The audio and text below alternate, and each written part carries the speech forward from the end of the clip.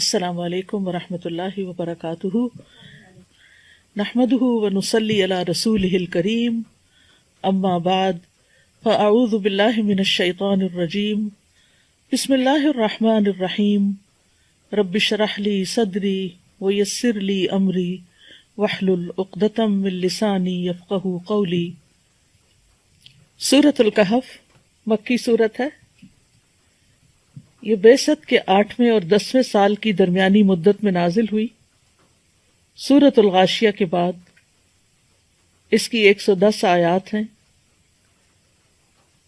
1577 کلمات ہیں، حروف کی تعداد 6360 ہے۔ اس سورت کی بہت سے فضائل بیان کیے گئے ہیں۔ رسول اللہ صلی اللہ علیہ وسلم نے فرمایا، جو شخص جمعہ کے دن سورۃ الکہف پڑھتا ہے تو 2 جمعوں کے درمیان اس کے لیے نور روشن ہو جاتا ہے، یعنی اس کو ہدایت ملتی ہے۔ یہ نور ہدایت مراد ہے اس سے، لیکن یہ نور ہدایت اسی کو ملتا ہے جو اس کو اچھی طرح سے تلاوت کر کے اس کو سمجھ کر پڑھتا ہے۔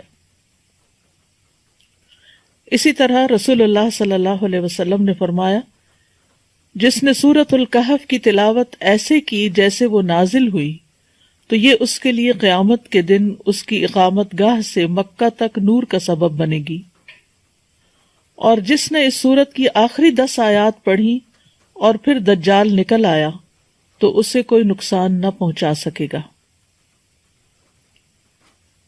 یہ سورت سکینت نازل کرنے والی سورت ہے۔ صحیح بخاری میں آتا ہے، براء ابن عازب سے، وہ کہتے ہیں کہ ایک شخص نے سورۃ الکہف پڑھی تو اس کے گھر میں بندھا ہوا ایک جانور یعنی اس کا گھوڑا بدکنے لگا۔ اس پر اس نے سلامتی کی دعا کی تو اچانک اس کے سر پر ایک ابر سایہ کیا ہوا تھا، یا جیسے ایک شینڈلیئر سا۔ اس نے نبی صلی اللہ علیہ وسلم سے اس کا ذکر کیا تو آپ نے فرمایا، اے شخص تو پڑھتا ہی رہ، کیونکہ یہ تو طمانینت اور سکینت تھی جو قرآن پڑھنے کی بدولت اتری تھی۔ ویسے تو قرآن مجید کا کوئی حصہ بھی پڑھا جائے تو اس سے اطمینان اور تسکین حاصل ہوتی ہے، لیکن خاص طور پر سورۃ الکہف، کیونکہ سورۃ الکہف میں 7 رحمتوں کا ذکر ہے، اور یوں یہ ہفتے کے 7 دنوں کے لیے کافی ہو جاتی ہیں۔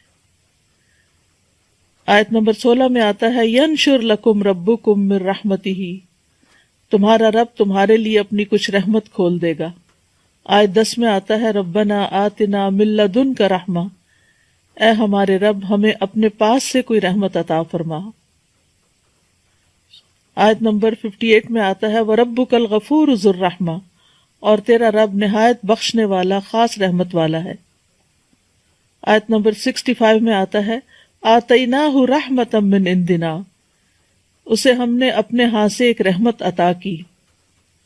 آیت 81 میں آتا ہے، وَأَقْرَبَ رَحْمَةً، اور جو شفقت میں زیادہ قریب ہو۔ آیت 82 میں آتا ہے، رَحْمَةً مِّن رَبِّكَ، تیرے رب کی طرف سے رحمت کے لیے۔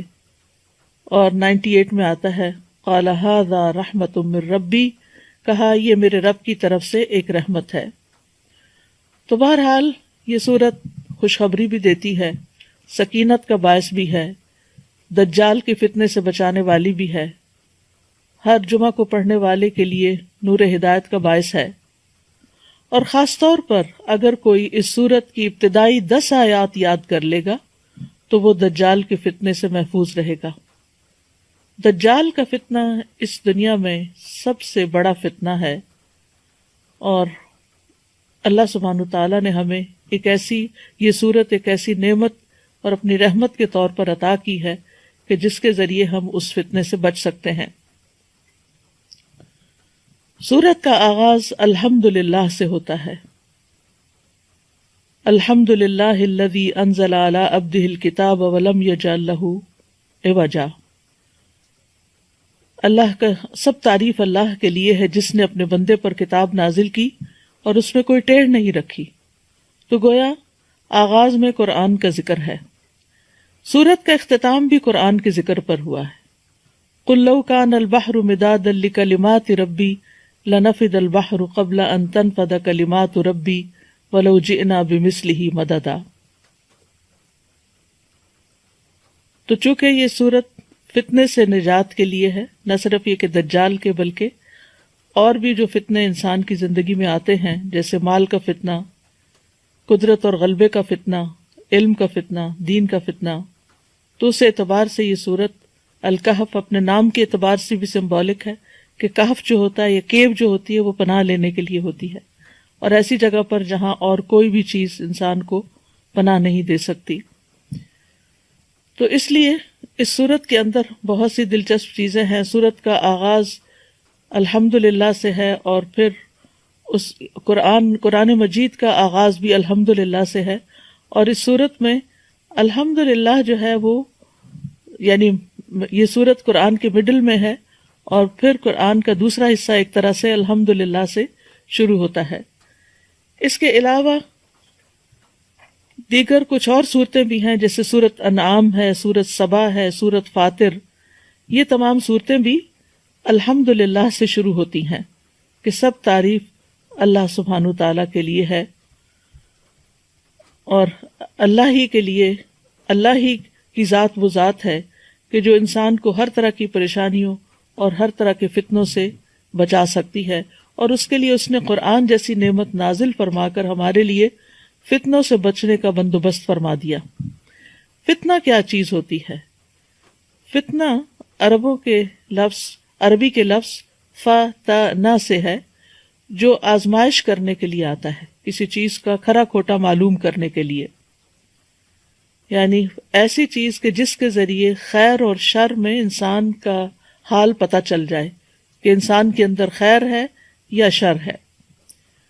ابن العربی کہتے ہیں کہ فتنے کے کئی معنی ہیں، جیسے آزمانا، مشقت، مال، اولاد، کفر، آپس کا اختلاف، اور آگ سے جلانے کے لیے بھی فتنے کا لفظ استعمال ہوتا ہے. اور یہ بھی کہا گیا ہے کہ فتنے سے مراد ظلم ہے. فتنہ کبھی اللہ سبحانہ تعالیٰ کی طرف سے آتا ہے بندے کو جانچنے کے لیے، جیسے کوئی تکلیف آ جاتی ہے، مصیبت، کوئی بیماری، کوئی قتل و غارت، کوئی عذاب یا دیگر ناپسندیدہ چیزیں، اور اگر اللہ کی طرف سے ہوں تو یہ کسی حکمت کی وجہ سے ہوتی ہیں تاکہ بندے کو چھانٹ لیا جائے.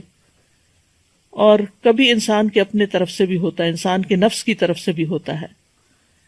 بہرحال دنیا کی زندگی فتنوں اور آزمائشوں کا گھر ہے، اور دنیا میں جو وقت آخرت کے قریب آ رہا ہے تو زیادہ سے زیادہ فتنے ہی آتے چلے جا رہے ہیں. معاویہ رضی اللہ عنہ کہتے ہیں کہ میں نے نبی صلی اللہ علیہ وسلم سے سنا، آپ فرما رہے تھے دنیا میں صرف آزمائش اور فتنہ ہی باقی رہ گیا ہے، یعنی ایک فتنے کے بعد ایک اور فتنہ. تو چونکہ دنیا کی زندگی اوور آل ہی ایک امتحان ہے، تو اس میں جب سخت امتحان آ جاتے ہیں تو انسان کے لیے بہت ضروری ہوتا ہے کہ وہ کسی کہف کی طرف، کسی کیو کی طرف پناہ لے اور اپنے آپ کو ان فتنوں سے بچائے تاکہ اس کی آخرت محفوظ رہے. ابو سعید کہتے ہیں رسول اللہ صلی اللہ علیہ وسلم نے فرمایا، وہ زمانہ قریب ہے جب مسلمان کا بہترین مال بکریاں ہوں گی، جن کو لے کر وہ پہاڑوں کی چوٹیوں اور بارش کے مقامات کی طرف نکل جائے گا اور فتنوں سے راہ فرار اختیار کر کے اپنے دین کو بچا لے گا.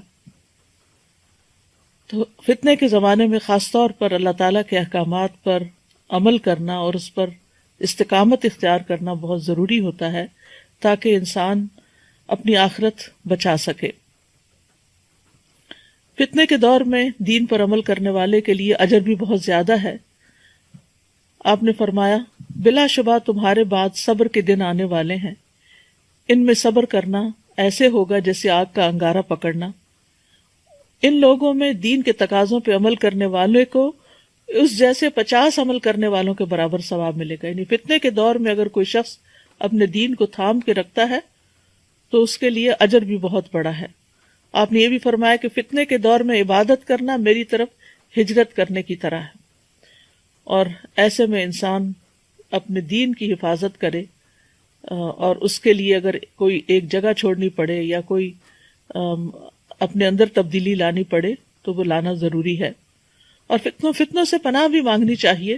نبی صلی اللہ علیہ وسلم نے فرمایا اعوذ باللہ من الفتن، میں فتنوں سے اللہ کی پناہ لیتا ہوں.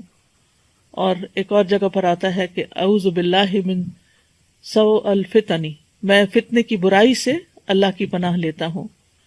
ایک اور دعا ہے اللہم انا نعوذ بک ان نرجع علی اعقابنا او نفتن عن دیننا، اے اللہ ہم اس سے تیری پناہ لیتے ہیں کہ ہم الٹے پاؤں لوٹ جائیں یا اپنے دین کے بارے میں کسی فتنے میں مبتلا ہو جائیں.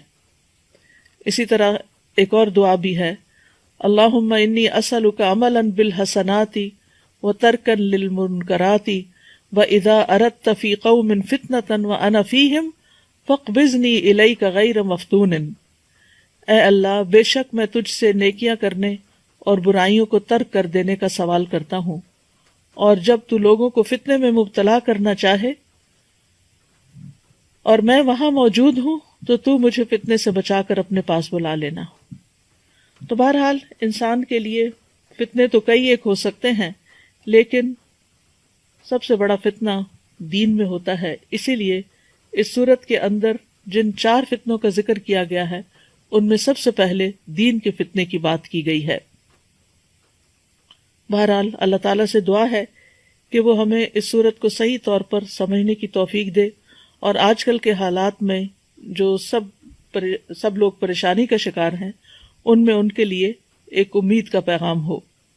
تو سب سے پہلے بسم اللہ الرحمن الرحیم.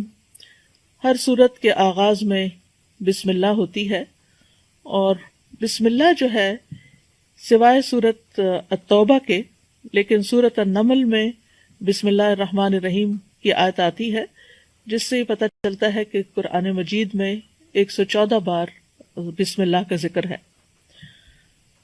تو اس آیت کی اہمیت کے پیش نظر ہم تھوڑی سی بات اس کے اوپر کریں گے کہ قرآن مجید کے شروع میں یا تلاوت کے شروع میں بسم اللہ پڑھنا کیوں ضروری ہے. بسم اللہ کیا ہے؟ اللہ کے نام کے ساتھ جو بہت مہربان، بار بار رحم فرمانے والا ہے. یعنی میں اس سورت کا آغاز اللہ کے نام کے ساتھ کرتی ہوں، اور اللہ کا نام جو ہے وہ بہت بابرکت ہے. تبارک اسم، جیسے سورۃ الرحمن میں آتا ہے تبارک اسم ربک ذی الجلال والاکرام، بہت بابرکت ہے تیرے رب کا نام جو جلال و اکرام والا ہے. تبارک اسم ربک ذی الجلال والاکرام. تو بہرحال جب ہم اللہ کے نام سے کوئی چیز شروع کرتے ہیں تو پھر برکت بھی آتی ہے، اللہ کی مدد آتی ہے، اللہ تعالیٰ کی طرف سے رحمت آتی ہے، اور وہ کام ہمارے لیے آسان ہو جاتا ہے. اور پھر اس میں ہم دیکھتے ہیں کہ الرحمن الرحیم، اللہ سبحانہ تعالیٰ کی 2 صفات اس کا ذکر آیا ہے، اور یہ دونوں ہی ان کا اصل مادہ جو ہے وہ رحم ہے، کہ اللہ کے نام کے ساتھ جو بہت مہربان، بہت رحم فرمانے والا ہے. تو اس سے یہ پتہ چلتا ہے کہ قرآن کا نزول جو ہے یہ سراسر اللہ کی رحمت ہے، اور قرآن پڑھنے کی توفیق جو ہوتی ہے انسان کو، یہ بھی سراسر اللہ سبحانہ تعالیٰ کی رحمت سے ہوتا ہے. جب تک اس کی رحمت نہ ہو تو ہم نہ قرآن کو پڑھ سکتے ہیں نہ اس کو سمجھ سکتے ہیں. اور قرآن کا نزول جو ہے یہ بھی سراسر اللہ سبحانہ تعالیٰ کی رحمت ہی کی مینیفسٹیشن ہے. الرحمن علم القرآن، کہ رحمان ہے جس نے قرآن کی تعلیم دی ہے. تو اس میں ایک بہت اہم نقطہ یہ بھی ہے کہ جب انسان علم سیکھے یا سکھائے تو اسے اللہ کی رحمت طلب بھی کرنی چاہیے، اور دوسروں کے ساتھ بھی مہربانی کا سلوک کرنا چاہیے. یعنی اپنے اعتبار سے یہ کہ یہ میرے اندر کوئی تکبر نہ ہو، کیونکہ یہ جو کچھ مجھے نعمت ملی ہے قرآن سیکھنے کی یا سکھانے کی، یہ دراصل اللہ کی رحمت کی وجہ سے ہوا ہے، اس میں میرا کوئی کمال نہیں. اور دوسرا یہ ہے کہ جس کو آپ سکھا رہے ہوں اس کے لیے بھی آپ کے دل میں ایک شفقت اور محبت ہونی چاہیے. نبی صلی اللہ علیہ وسلم کے ساتھ لوگوں نے جیسا بھی سلوک کیا، مکہ کے مشرکین ہوں یا مدینہ کے منافقین ہوں، لیکن آپ نے ہمیشہ صبر اور حوصلے سے کام لیا، اور اپنا کام کرتے چلے گئے اور لوگوں کے ساتھ واقعی رحمت للعالمین بن کر ان کے ساتھ بہترین سلوک کیا. تو ہم میں سے جو بھی شخص قرآن کے ساتھ متعلق ہو اسے چاہیے کہ وہ لوگوں کے ساتھ رحمت کا سلوک کرے، مہربانی کا سلوک کرے. امام شافعی کے ایک شاگرد تھے مزنی، تو وہ اپنے ساتھ بہت سخت تھے. جہاں تک سیلف ڈسپلن کا تعلق تھا تو بہت ہی، یعنی تمام ان کے شاگردوں میں سے بہت سیلف ڈسپلن کے مالک اور اپنے اوپر سختی کرنے والے ہر معاملے میں. لیکن جب وہ لوگوں کے ساتھ معاملہ کرتے تھے، اپنے طالب علموں کے ساتھ، اپنے شاگردوں کے ساتھ، تو ان کے ساتھ بہت شفقت کا سلوک کرتے تھے، اور خاص طور پر فتویٰ دینے میں بہت لوگوں کے لیے ایز تلاش کرتے تھے، مشکل نہیں پیدا کرتے تھے. اور نبی صلی اللہ علیہ وسلم کی تعلیم بھی یہی ہے کہ یسروا ولا تعسروا، آسانی پیدا کرو اور مشکل پیدا نہ کرو. تو لوگوں کو جب دین سکھایا جائے تو ان کے لیے آسانیاں پیدا کی جائیں. تو بسم اللہ الرحمن الرحیم، اللہ کے نام کے ساتھ ہم آغاز کر رہے ہیں، اس امید کے ساتھ کہ اللہ سبحانہ وتعالی ہم پر اپنی رحمت فرمائے گا اور اپنی مہربانیاں ہم پر عام کرے گا، دنیا میں بھی اور آخرت میں بھی. پھر فرمایا، پہلی آیت ہے، الحمد للہ الذی انزل علی عبدہ الکتاب ولم یجعل لہ عوجا. سب تعریف اللہ کے لیے ہے جس نے اپنے بندے پر کتاب نازل کی اور اس میں کوئی کجی نہیں رکھی، کوئی ٹیڑھا پن نہیں رکھا. تو سورت کا آغاز الحمد للہ سے ہوتا ہے، اور الحمد للہ کا لفظ جو ہے حمد کا مطلب ہے محبت اور تعظیم کے ساتھ جس کی تعریف کی جا رہی ہے اس کا مکمل وصف بیان کرنا، یعنی ایسی تعریف جس میں محبت ہو اور تعظیم ہو. کیونکہ تعریف کے لیے مدح کا لفظ بھی آتا ہے، اور ضروری نہیں ہوتا کہ مدح کے اندر واقعی کسی کے لیے محبت بھی ہو اور تعظیم بھی ہو. بعض اوقات وہ صرف چاپلوسی ہوتی ہے یا صرف خوش آمد ہوتی ہے تاکہ اس سے کوئی بینیفٹس حاصل کیے جا سکیں. لیکن حمد کے اندر واقعی حقیقی محبت ہوتی ہے، اور محبت کی بنا پہ تعریف کی جاتی ہے، اور پھر اس میں تعظیم اور احترام کا پہلو بھی ہوتا ہے. یعنی بعض اوقات لوگ محبت کی بنا پہ گستاخی بھی کر جاتے ہیں، لیکن اللہ سبحانہ تعالیٰ کے لیے جب انسان حمد کرتا ہے، تعریف کرتا ہے، تو اس میں تعظیم کا پہلو زیادہ ہوتا ہے. اور پھر یہ ہے کہ اسی طرح شکر کا لفظ بھی استعمال کیا جاتا ہے، اور شکر میں وہ تعریف ہوتی ہے جب کوئی ہم پر احسان کرتا ہے. لیکن اللہ سبحانہ تعالیٰ تو وما بکم من نعمت فمن اللہ، جتنی بھی نعمتیں ہمارے پاس ہیں وہ سب کی سب اللہ سبحانہ تعالیٰ کی طرف سے ہیں. اور اس بنا پر کہ اللہ سبحانہ تعالیٰ اپنی ذات، اپنی صفات، اپنے افعال میں کامل ہے، تو تعریف اللہ ہی کی ہے. جہاں تک بندوں کی تعریف کا تعلق ہے تو بندے تعریف ڈیزرو نہیں کرتے، کیونکہ بندے جو ہیں ان میں کمال نہیں ہے. اگر کوئی ایک کام اچھا کریں گے تو 10 اس میں غلطیاں بھی ہوں گی. یعنی اگر کوئی مثلا نیکی کا کام کرتا ہے، کوئی مثلا صدقہ خیرات کر رہا ہے، تو ہم اس بنا پر کہ یہ بڑا سخی ہے اس کی تعریف شروع کر دیتے ہیں، لیکن ہمیں نہیں پتا کہ اس نے وہ صدقہ کس نیت کے ساتھ کیا ہے، اور وہ صدقہ قبول بھی ہوا یا نہیں قبول ہوا، یا یہ کہ صدقہ کرنے کے بعد اس نے کوئی احسان جتایا ہے، یا اس نے دوسرے کو کوئی دکھ دیا ہے. تو اب ہم تو صرف ایک ظاہری صورت دیکھ رہے ہیں کہ فلاں نے اتنا لوگوں میں تقسیم کیا یا بانٹا یا دیا یا اللہ کی راہ میں دیا، لیکن یہ کامل وصف نہیں ہے اس کے اندر اس کی نیت کی خرابی بھی ہو سکتی ہے، اور اس میں اذیت بھی ہو سکتی ہے، یا کوئی اور مشکل بھی آ سکتی ہے. لیکن اللہ سبحانہ تعالیٰ جب اس کی تعریف کی جاتی ہے تو وہ مکمل تعریف ہوتی ہے.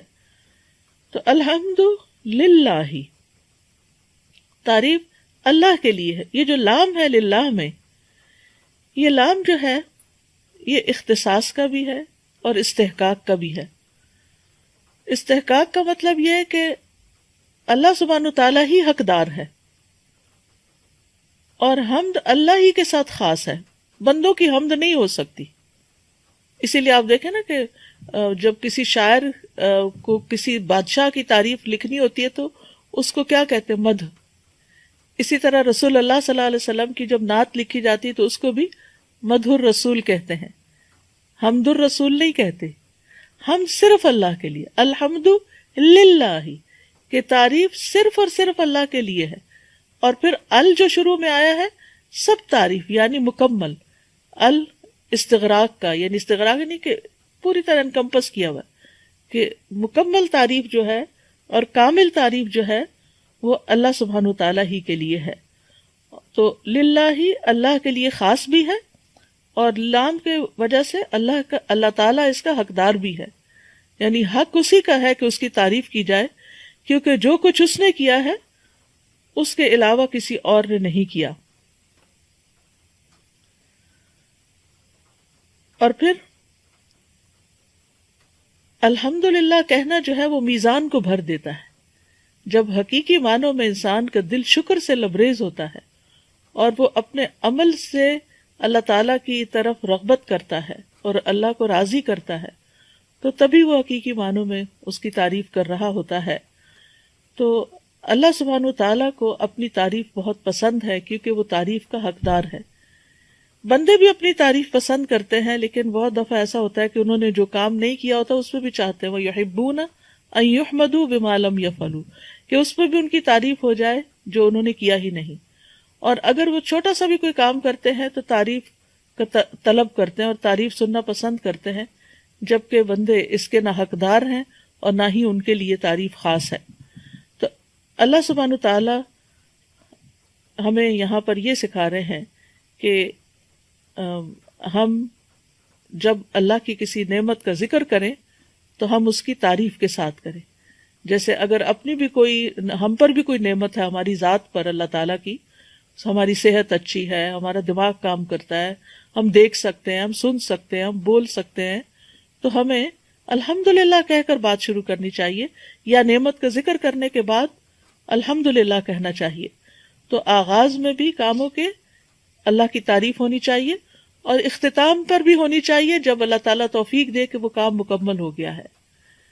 الحمد وآخر دعوانا ان الحمد للہ رب العالمین. اور اللہ سبحانہ تعالیٰ اپنے کاموں کی ابتدا بھی اور اختتام پر بھی اپنی ذات کی تعریف کرتا ہے. وَلِلَّهِ الْحَمْدُ فِي السَّمَاوَاتِ وَالْأَرْضِ وَلَهُ الْكِبْرِيَاءُ، کہ سب تعریف اللہ ہی کے لیے ہے، آسمانوں میں بھی اور زمین میں بھی، کیونکہ وہی دراصل حقدار ہے. اور اسی طرح یہ ہے کہ دنیا میں بھی اللہ تعالیٰ کی تعریف ہے اور آخرت میں بھی. سورۃ القصص میں آتا ہے وَهُوَ اللَّهُ لَا إِلَٰهَ إِلَّا هُوَ لَهُ الْحَمْدُ فِي الْأُولَىٰ وَالْآخِرَةِ وَلَهُ الْحُكْمُ وَإِلَيْهِ تُرْجَعُونَ. اور وہی اللہ ہے جس کے سوا کوئی معبود نہیں، اسی کے لیے دنیا اور آخرت میں سب تعریف ہے، اور اسی کے لیے حکم ہے، اور اسی کی طرف تم لوٹائے جاؤ گے. یعنی حمد فی الاولی والآخرہ، اول بھی اور آخر بھی اسی کی تعریف. اسی طرح نبی صلی اللہ علیہ وسلم اللہ تعالیٰ کی تعریف اس طرح کیا کرتے تھے، خاص طور پر رکوع سے سر اٹھانے کے بعد ربنا ولک الحمد حمدن کثیرا طیبا مبارکن. تو ایک صحابی نے کہی تھی جس کو آپ نے اپریشیٹ کیا تھا کہ اس کو 30 فرشتے اٹھانے کے لیے آئے ہیں اس کا اجر. اور حمدن کثیرا طیبا مبارکن فی کے علاوہ جو آپ فرماتے تھے کہ اللہم لک الحمد ملء السماوات وملء الارض وملء ما شئت من شیء بعد. اے اللہ تیرے ہی لیے ہر قسم کی تعریف ہے جس سے کہ آسمان بھر جائیں اور زمین بھر جائے. کتنی خوبصورت تعریف ہے کہ اتنی تعریف کہ جس سے آسمان بھر جائے اور زمین بھر جائے، اور اس کے بعد ہر وہ چیز جسے تو چاہے وہ بھر جائے. یعنی اللہ ہونا یہ چاہیے کہ بندہ اتنی اللہ کی تعریف کرے کہ دل بھرے ہی نہ، اور پھر وہ بے اختیار پکار اٹھے کہ یا اللہ تیری اتنی تعریف جس سے سارے آسمان بھر جائیں اور ساری زمین بھر جائے، اور اس کے بعد جو چاہے تو اس کو بھی بھر دے. تو ایک دفعہ دل سے الحمدللہ کہنا میزان کو بھر دیتا ہے. یعنی اللہ سبحانہ وتعالیٰ اتنا راضی ہوتا ہے اس بندے سے کہ جو اللہ کی تعریف کرتا ہے کہ اس کا نیکیوں کا پلڑا جو ہے وہ جھک جاتا ہے. اور اسی لیے ہمیں ساری نعمتوں پر اللہ تعالیٰ کی تعریف کرتے رہنا چاہیے، لیکن خاص طور پر یہاں پر جس چیز کا ذکر ہو رہا ہے کہ کس چیز پر اللہ کی تعریف ہے، الذی انزل علی عبدہ الکتاب، کہ جس نے اپنے بندے پر کتاب نازل کی. یعنی اللہ کی تعریف کہ اس نے کتاب نازل کی. انزل ینزل انزال ہوتا ہے اوپر سے نیچے کسی چیز کو لانا. تو اس سے یہ پتہ چلتا ہے کہ اللہ سبحانہ وتعالیٰ اوپر ہے، وہ ہمارے اندر نہیں ہے، وہ ہم سے نیچے نہیں ہے، اور وہ کہاں ہے؟ وہ اوپر ہے. الرحمن علی العرش استویٰ. تو الحمدللہ الذی انزل علی عبدہ اپنے بندے پر.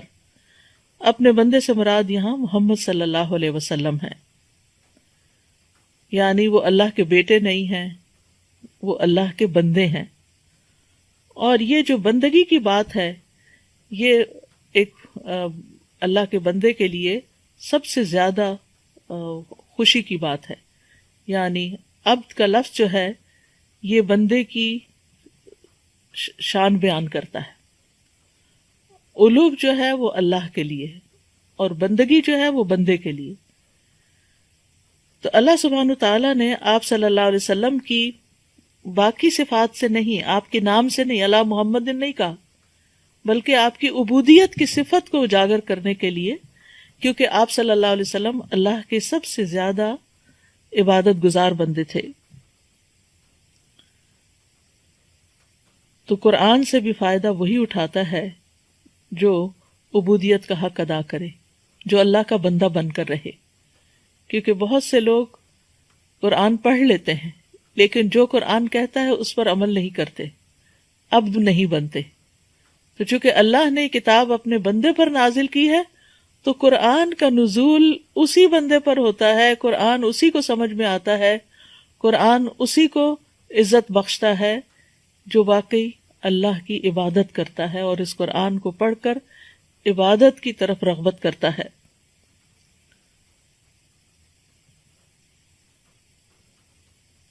تو یہاں اس شبہ کا بھی ازالہ کر دیا گیا کہ اللہ نے بندے پر کتاب نازل کی ہے، جبریل علیہ السلام نے نہیں اس کو بنایا، یا انہوں نے نہیں گھڑا، یا نبی صلی اللہ علیہ وسلم نے خود سے اس کو نہیں گھڑا، بلکہ اللہ سبحانہ تعالیٰ کی طرف سے یہ کتاب آئی ہے. اور کتاب سے مراد تو قرآن مجید ہے، لیکن کتاب کا لفظ جو ہے یہ کتبہ سے ہے، جس کا مطلب ہوتا ہے جمع کرنا. تو قرآن جو ہے یہ جمع کیا گیا ہے، حروف سے الفاظ، الفاظ سے آیات، کلمات اور آیات سے صورتیں، اور پھر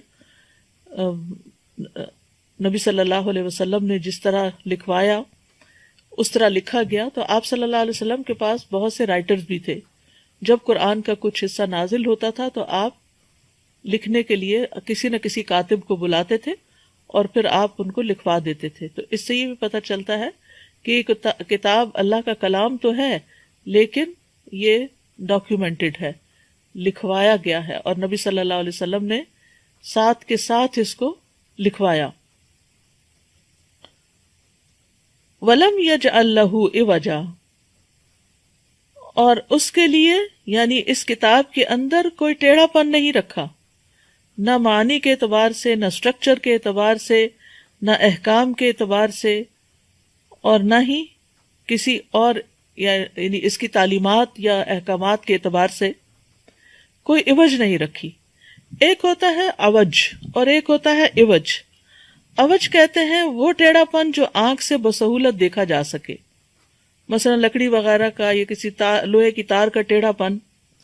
اور عوج کہتے ہیں معانی میں کجی، یعنی معانی کے اندر کوئی ٹیڑھا پن نہیں رکھا، کوئی اس میں تناقض نہیں، کنٹراڈکشن نہیں، کوئی لہو و لعب نہیں، کوئی عبث بیکار بات نہیں، کوئی جھوٹ نہیں. تو اللہ سبحانہ وتعالیٰ نے اس کتاب کو ان ساری چیزوں سے پاک کر دیا. وَلَمْ يَجْعَلْ لَهُ عِوَجًا، کہ اس میں کوئی عوج، کوئی ٹیڑھا پن نہیں رکھا. یہ بھی اللہ سبحانہ وتعالیٰ نے اس کتاب کی تعریف بیان کی ہے اور اس کتاب کو ہر طرح کی خامی اور کمزوری سے پاک بتایا ہے. تو یہ اللہ سبحانہ تعالیٰ کا خاص کرم ہے، خاص فضل ہے کہ اس نے اس کتاب کو ہر طرح کی پیچیدگی سے اور ٹیڑھے پن سے محفوظ رکھا تاکہ لوگ اس سے صحیح طور پر فائدہ اٹھا سکیں. اور اس کے کئی ایک نام ہیں. بعض علماء نے ایک قرآن مجید کے 97 نام جمع کیے ہیں کہ اس کے مختلف نام ہیں، اور اس کو کتاب یعنی کہ رحمت بھی کہا گیا، نور بھی کہا گیا ہے، ہدایت بھی کہا گیا ہے. اسی طرح کتاب عزیز کہا گیا، کتاب کریم کہا گیا ہے، کتاب یعنی کہ مختلف نام ہیں جو قرآن پاک کے اندر آتے ہیں.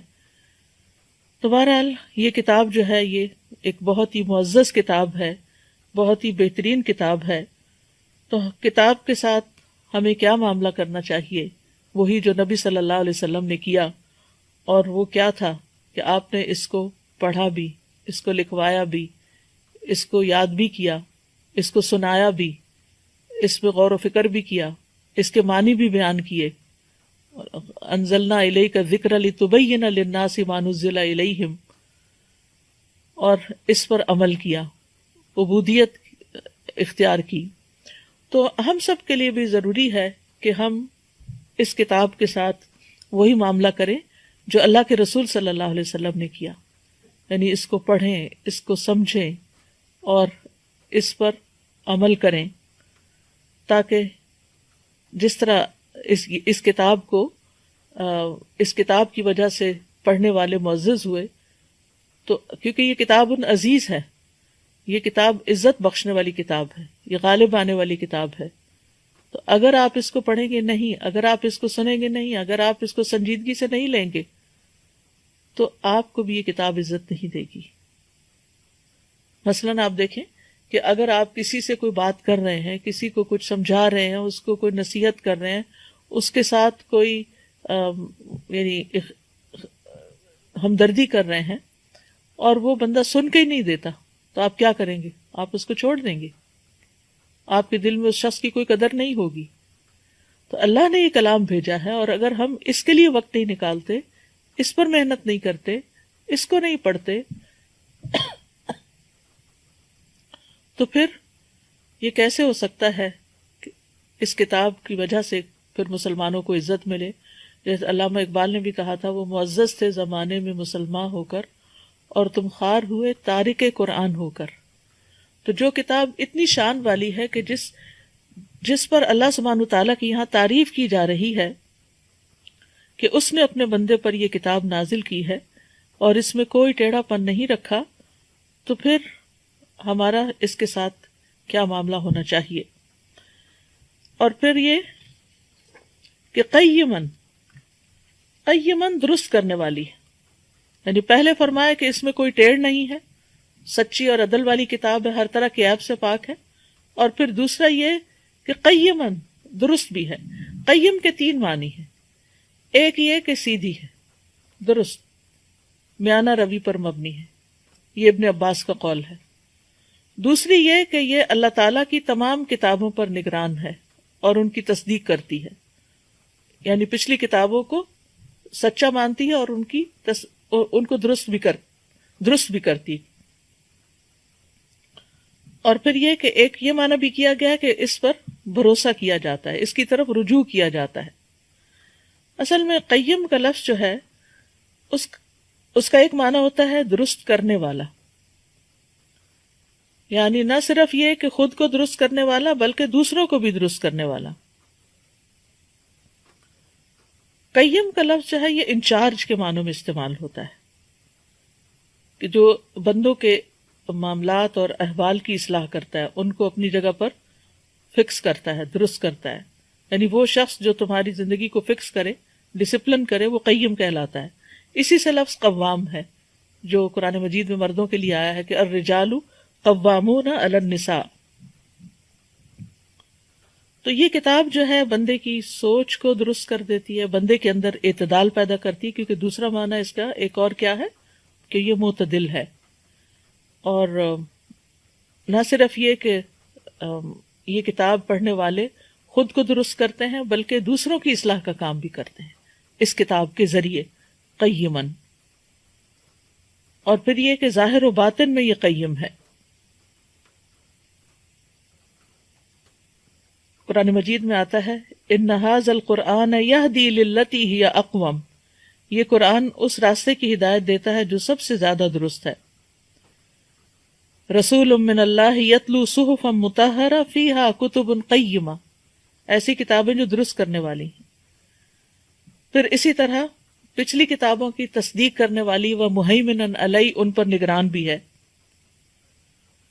اللہ تعالیٰ فرماتے ہیں یا اہل الکتاب قد جاءکم رسولنا یبین لکم کثیرا مما کنتم تخفون من الکتاب، اے اہل کتاب تمہارے پاس ہمارا رسول آ گیا ہے جو تمہارے لیے بہت سی وہ باتیں بیان کرتا ہے جن کو تم کتاب میں چھپایا کرتے تھے.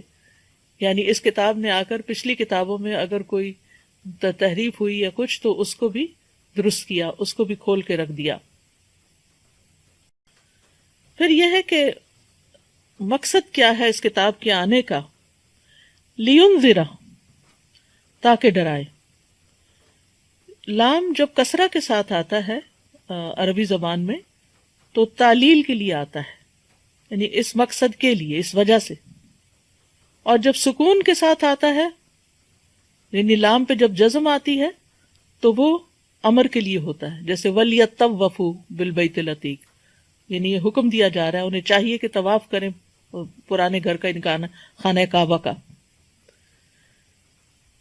لِيُنذِرَ بَأْسًا شَدِيدًا، تاکہ یہ سخت عذاب سے خبردار کرے، ڈرائے. یعنی اس قرآن کے ذریعے اللہ تعالیٰ اپنے ہاں موجود عذاب سے ڈرائے لوگوں کو، یا اس شخص کو اپنی اس قضاء و قدر سے ڈرائے جو اس کے احکامات کی مخالفت کرنے والوں کے لیے ہے. اور یاد رکھیے اس میں دنیاوی عذاب اور اخروی عذاب دونوں ہی شامل ہیں. اور یہ بھی اللہ تعالیٰ کی نعمت ہے کہ اس نے اپنے بندوں کو خوف دلایا ہے اور ان کو ان چیزوں سے ڈرایا ہے جو ان کے لیے نقصان اور ہلاکت کا باعث ہیں. لِيُنذِرَ بَأْسًا شَدِيدًا، اور انبیاء جو آئے ہیں تو ان کے جو فرائض منصبی ہوتے ہیں ان میں ڈرانا اور خوشخبری دینا دونوں ہی چیز ہے. اور وہ اپنے پاس سے نہیں ڈراتے، وہ اللہ کی طرف سے آئی ہوئی وحی کے مطابق ڈراتے ہیں. رسول اللہ صلی اللہ علیہ وسلم کی آمد کا ایک مقصد قرآن مجید میں کیا بتایا گیا؟ سورۃ الفتح میں آتا ہے اِنَّا أَرْسَلْنَاكَ شَاهِدًا وَمُبَشِّرًا وَنَذِيرًا، بے شک ہم نے آپ کو گواہی دینے والا، خوشخبری دینے والا اور ڈرانے والا بنا کر بھیجا ہے. تو قیما لینذر بأسا شدیدا من لدنہ. اچھا، اگر اس میں بأسا شدیدا جو ہے یہ عذاب کے لیے استعمال ہوا ہے اور یہ نکرہ آ رہا ہے. جب نکرہ آ رہا ہے تو اس کا مطلب کیا؟ نکرہ کا مطلب کیا ہے کہ کوئی بھی کسی بھی طرح کا عذاب دنیا میں یا آخرت میں. جیسے دنیا میں مختلف طرح کی جو تکلیفیں آتی ہیں انسان پر، بأس جو ہے یہ تکلیف کے لیے بھی استعمال ہوتا ہے، صرف عذاب ہی کے معنوں میں نہیں آتا.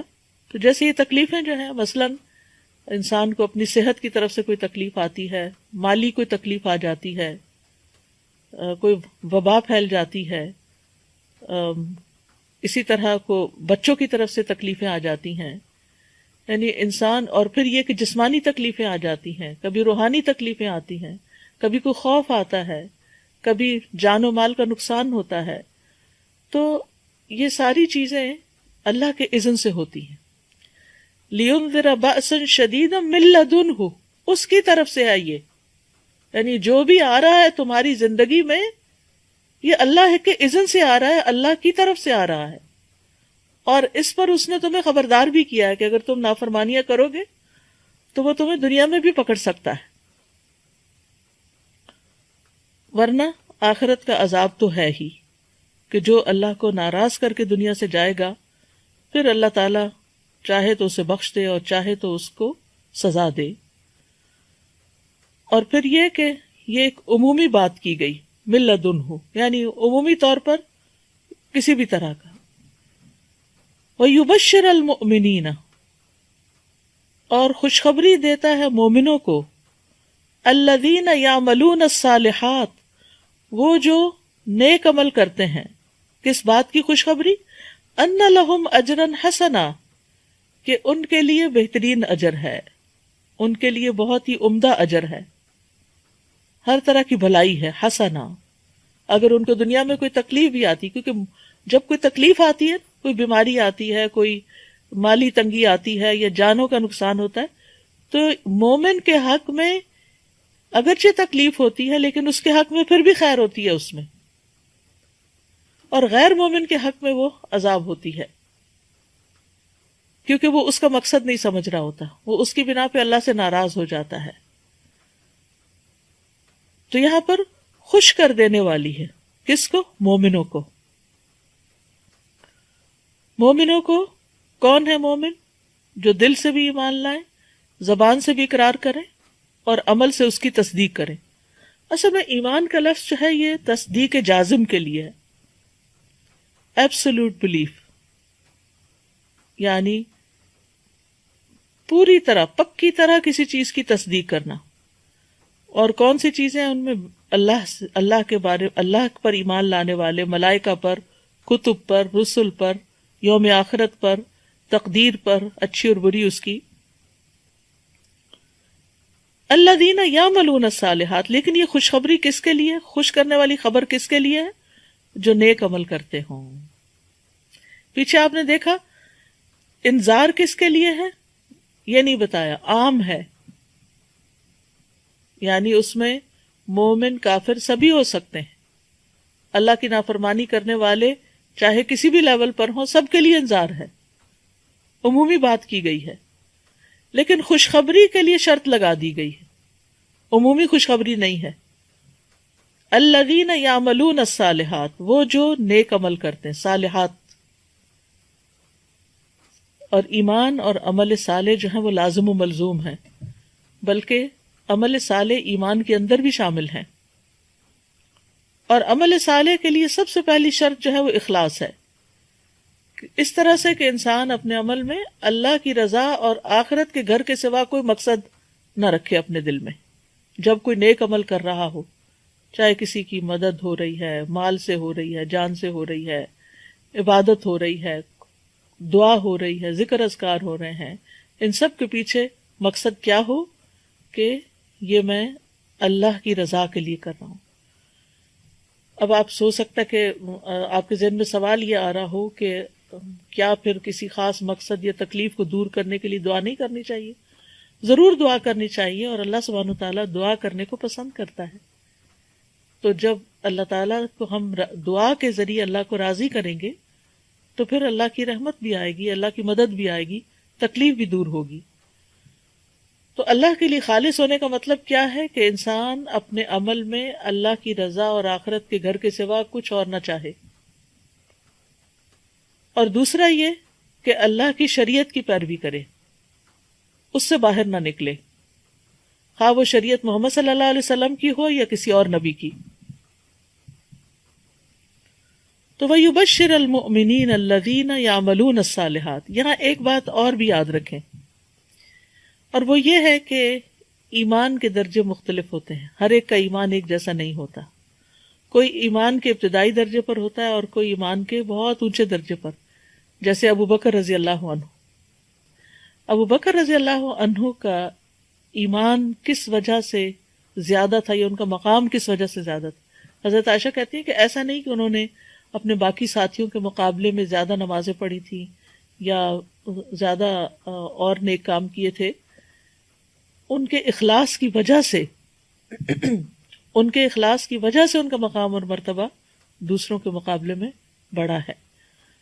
اور پھر نیکیوں میں سبقت کرنا، سب سے پہلے آگے بڑھ جانا، ہر کام میں آگے بڑھ جانا۔ تو وَيُبَشِّرَ الْمُؤْمِنِينَ الَّذِينَ يَعْمَلُونَ الصَّالِحَاتِ، تو اس طرح جب ایمان کے درجے فرق ہیں تو پھر اسی کے مطابق خوشخبری بھی فرق درجوں پہ ہے۔ مومنین کے لیے خوشخبری سب مومنوں کے لیے، لیکن سب کے لیے ایک جیسی خوشخبری نہیں، کیونکہ متقین کا اور مقام ہے، محسنین کا اور مقام ہے، اور پھر اسی طرح جنت کے درجات بھی مختلف ہیں۔ یاد رکھیے ایمان گھٹتا بھی ہے اور ایمان بڑھتا بھی ہے۔ نیک کام کرنے سے ایمان بڑھتا ہے، اللہ پہ توکل بڑھتا ہے، اللہ کی محبت بڑھتی، اللہ سے امید بڑھتی ہے، اور برے کام کرنے سے چاہے زبان سے لا الہ الا اللہ بھی کہتے رہیں لیکن اگر عمل اس میں ساتھ شامل نہیں تو پھر اسی اعتبار سے انسان کا زوال بھی شروع ہو جاتا ہے۔ اللہ تعالی ہم سب کو اس سے محفوظ رکھے۔ اور پھر وَيُبَشِّرَ الْمُؤْمِنِينَ الَّذِينَ يَعْمَلُونَ الصَّالِحَاتِ، تو نتیجہ کیا ہے کہ ہمیں زیادہ سے زیادہ صالح عمل کرنے کی طرف توجہ کرنی چاہیے، کیونکہ عمل سے زندگی بنتی ہے، جنت بھی جہنم بھی۔ تو عمل جو ہے وہ ہر حال میں ضروری ہے، اور اس میں ہر طرح کے نیک عمل شامل ہیں، چاہے وہ اللہ تعالیٰ کی عبادت سے متعلق ہوں یا بندوں کی خدمت سے متعلق۔ اور نتیجہ کیا ہے؟ ان لہم، کہ ان کے لیے، لہم یہاں تخصیص کے لیے، کہ بے شک انہی کے لیے ہیں، اجرن حسنا، اچھا اجر، عمدہ اجر، یعنی جیسا ان کے لیے ان کا، اور اجر جو ہوتا ہے وہ عمل کے مقابل ہوتا ہے، اجرت سے ہے، یعنی جتنی محنت کرو گے اتنا ہی تمہیں ریوارڈ ملے گا۔ اور یہ بھی اجرن بأسن کی طرح کیا ہے؟ نکرہ ہے، اور جب نکرہ ہوتا ہے تو پھر اس میں عموم بھی پایا جاتا ہے، یعنی ہر طرح کا اجر شامل ہو جاتا ہے۔ حسنن، عمدہ، اور اجرن حسنن میں دنیا کا اجر بھی اور آخرت کا اجر بھی، جیسے قرآن مجید میں سورۃ یونس میں آتا ہے للذین احسنوا الحسنی وزیادہ، کہ جن لوگوں نے اچھا کیا ان کے لیے اچھائی ہے اور زیادہ بھی ہے، ان کے لیے زیادہ بھی ہے۔ اسی طرح حل جزاء الاحسان الا الاحسان، کیا احسان کا بدلہ کچھ اور بھی ہو سکتا ہے؟ اور پھر جو لوگ چھپ کے عبادت کرتے ہیں اور راتوں کو عبادت کرتے ہیں تو اس کے بارے میں سورۃ سجدہ میں آتا ہے فلا تعلم نفس ما اخفی لهم من قرۃ اعین، تو کوئی شخص نہیں جانتا کہ ان کے لیے آنکھوں کی ٹھنڈک میں سے کیا کچھ چھپا کے رکھا گیا ہے۔ لیکن یہ آنکھوں کی ٹھنڈک جنت میں کس کے لیے ہے؟ جس کے لیے دنیا میں اس کی نماز آنکھوں کی ٹھنڈک ہے، اور خاص طور پر رات کی عبادت کو وہ انجوائے کرتا ہے اور اس میں اخلاص ہوتا ہے، اللہ تعالیٰ کی رضا کے لیے وہ کرتا ہے۔ اب سوال یہ پیدا ہوتا ہے کہ یہ انذار کیوں اور تبشیر کیوں؟ اور یہاں ہم دونوں کا ایک بہترین کمبینیشن دیکھتے ہیں پورے قرآن کی طرح، کہ جہاں ڈرانے کی بات ہے وہ وہیں پر خوشخبری کی بات بھی آ جاتی ہے۔ تو یہاں ڈرایا کیوں کیا؟ اللہ سبحانہ و تعالیٰ ڈراتے کیوں ہیں؟ کیونکہ کچھ لوگ ایسے ہوتے ہیں کہ جو کہتے ہیں کہ دین میں ڈرایا نہیں کریں، ڈرانا جو ہے اس کی وجہ سے لوگ جو ہے وہ دین سے بھاگ جائیں گے۔ نہیں، بیلنس رکھنا چاہیے۔ کچھ شخصیتیں ایسی ہوتی ہیں، کچھ لوگ ایسے ہوتے ہیں کہ جو ڈر کے نیک عمل کرتے ہیں، اور کچھ لوگ ایسے ہوتے ہیں جو کسی خوشخبری کی وجہ سے۔ بہرحال دونوں ہی چیزیں ہیں، اور دونوں، یعنی یہ نہیں کہ ڈر زیادہ اور خوشخبری کم۔ جو لوگ برے کام کر رہے ہیں ان کو ڈرنا ہی چاہیے، اور جو اچھے کام کر رہے ہیں ان کو ہوپ بھی رکھنی چاہیے، یعنی ان کو اچھی امید بھی رکھنی چاہیے۔ تو آپ دیکھیے کہ ان دو آیتوں کے اندر توحید، رسالت، آخرت، ایمان کے جو بنیادی ارکان ہیں ان کا ذکر ملتا ہے، اور پھر اسی طرح اللہ تعالیٰ کی محبت، خوف اور رجا، یہ تینوں چیزوں کا ذکر ہے۔